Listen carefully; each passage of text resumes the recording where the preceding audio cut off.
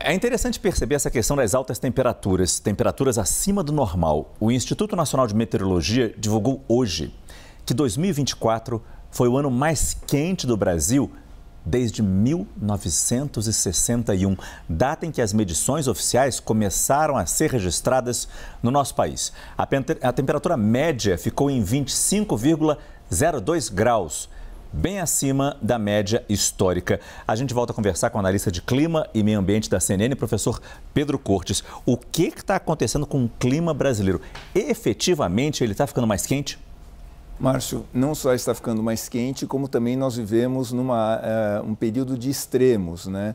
Essa quantidade maior de energia que chega na atmosfera, ou seja, que faz com que a temperatura seja elevada, isso acentua os fenômenos climáticos. Então, quando chove muito, a tendência é que chova muito, chuvas muito concentradas, como infelizmente aconteceu no ano passado no Rio Grande do Sul, ou então quando a gente tem um período de estiagem que seja uma estiagem muito severa, ou seja, nós ficamos, determinadas regiões do Brasil ficaram meses sem uma gota de chuva. Nós temos um gráfico do Instituto Nacional de Meteorologia que mostra isso.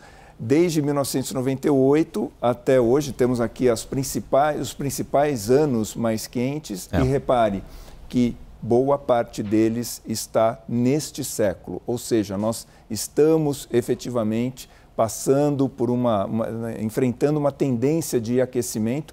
Isso se manifesta, na verdade, aqui o gráfico está simplificado, isso vem desde os anos 90, tá?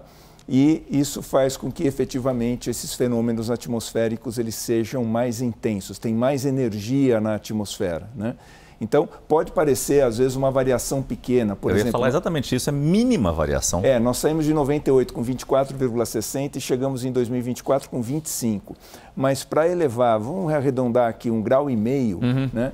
Isso requer muita energia, porque nós não estamos falando de um ambiente fechado, né? Até o brinco fala assim, olha, 1 grau, 1,5 graus, isso é motivo de discussão nas empresas, né, quanto à temperatura do ar-condicionado, quando existe essa possibilidade. Mas aqui realmente é uma coisa muito séria, porque envolve uma quantidade muito grande de energia para que o país todo, na média, sofra esse aquecimento. E quais são os impactos dessa variação que parece tão pequena? No que a gente sente essa variação? Eu não digo nem no nosso dia a dia, mas eu digo ao longo do tempo. O quanto esse gráfico em elevação pode nos impactar? Por exemplo, aqui em São Paulo, que não era comum, temperaturas acima de 30 graus, ficou algo frequente. Então, nós temos uma tendência ao aumento da temperatura, não só em São Paulo, outras cidades também passam pela mesma situação, e temos uma tendência, veja só, a um aumento da quantidade de chuvas, há uma tendência, só que essa chuva se distribui de uma maneira muito irregular. Então, as chuvas intensas, elas têm ocorrido com maior frequência. A gente passa um período sem chuvas e quando a chuva acontece, ela vem de repente, de uma vez, sobrecarregando o sistema de drenagem, provocando enchentes, provocando alagamentos. Antigamente, nós tínhamos uma situação, meus pais falavam que eu nunca verifiquei isso, que era o sereno, né? Que era alguma coisa mais suave do que a garoa. Se a gente reparar bem, já não garoa mais em São Paulo. Era conhecida como a terra da garoa, já não é mais. Rio, 40 graus, que foi até título de um filme, já é algo usual, né? Hoje eu falo assim, deveria fazer um remake com Rio 50 graus, porque na Zona Oeste a temperatura já chegou próxima a isso.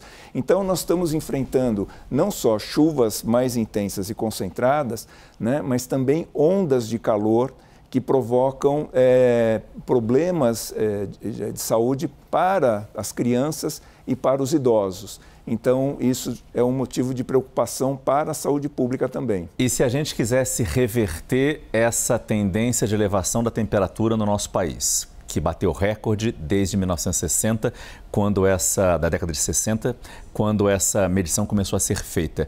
Se a gente começar hoje a fazer um trabalho sério, decidido, dedicado, quando que a gente vai conseguir baixar essa temperatura, professor? Algumas décadas. Não é rápido. Não é rápido. Eu estimo assim, se a gente conseguisse frear o desmatamento... Sim, se fosse assim, mágica. E começar a recuperar aquilo que foi desmatado para mais de 50 anos, para a gente voltar a ter alguma coisa que pudesse se aproximar da normalidade que a gente tinha antes da década de 90 do século passado. Por isso a gente precisa o ter estrago pressa. É muito grande. A gente precisa ter pressa, então. Precisa.